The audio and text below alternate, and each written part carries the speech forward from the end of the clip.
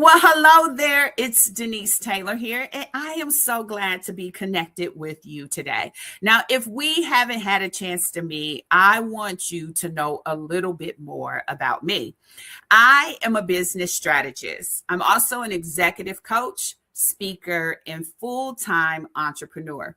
And for the last 4 years, I have had the privilege of helping accomplished professionals and leaders turn their expertise into businesses. I've also helped leaders reposition their careers and build what's next for them with intention. But more than anything, I am someone who understands what it feels like to achieve success on paper while still sensing there's another chapter waiting to be written.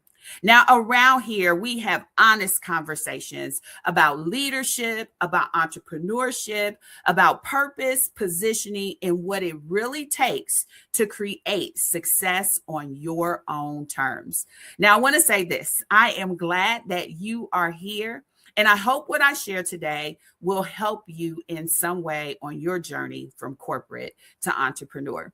Now, I recently crossed that 4 year mark as a full time entrepreneur. And I will tell you, it has been such an amazing accomplishment and celebration.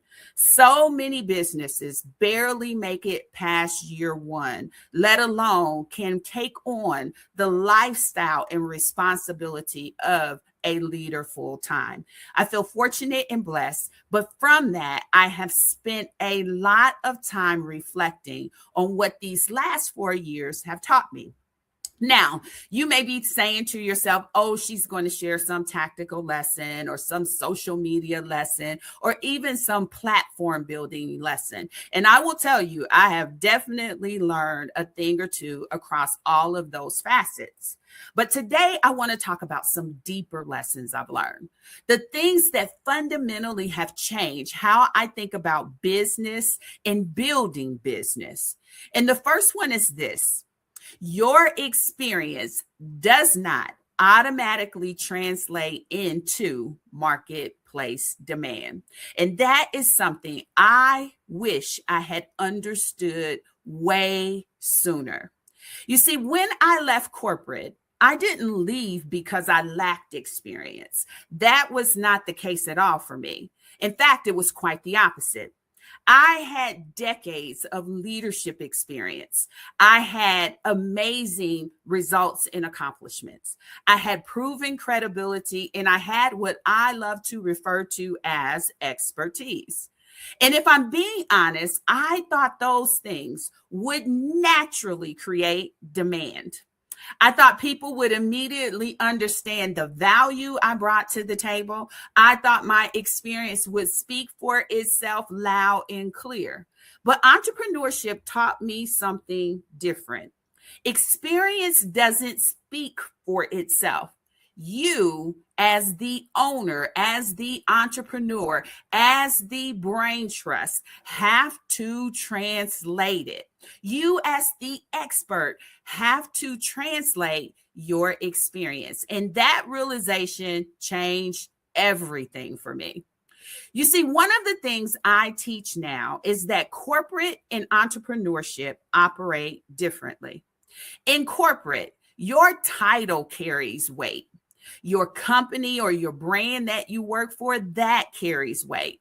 Your department oftentimes carries weight. And the resume that you boast with all of your credentials and achievements, yes, that carries weight too. You see, from all of those things, often combined, your title, the company, the brand, the department, your resume, all of that combined gives people context. And when someone introduces you as the vice president or as a director or as a senior leader, even if they're not within your company, they immediately attach meaning to that. The marketplace doesn't work that way. The marketplace asks a different question. Not what have you done? The marketplace is not asking what have you done? It asks, why does it matter to me? And that's a completely different conversation. And many accomplished professionals struggle with that transition. They struggle with that conversation. They struggle with helping the ones that they are desiring to serve to understand why it matters to them. And it's not because they lack expertise, but it is because they've never had to translate their expertise in the way that the market requires. Now, this is actually one of the biggest reasons that smart, accomplished professionals get frustrated when they start businesses, because they know they're capable and they know they're talented and they know that they can indeed help people. Yet they're not getting the response they expected. And often the problem is not their expertise. It's that the expertise hasn't been positioned in a way that creates demand. The market has to understand your expertise. The market has to value your expertise. And the market has to see itself in your expertise. And that's different from simply having it. And honestly, I'll be honest, this realization is shaping the next chapter of my business.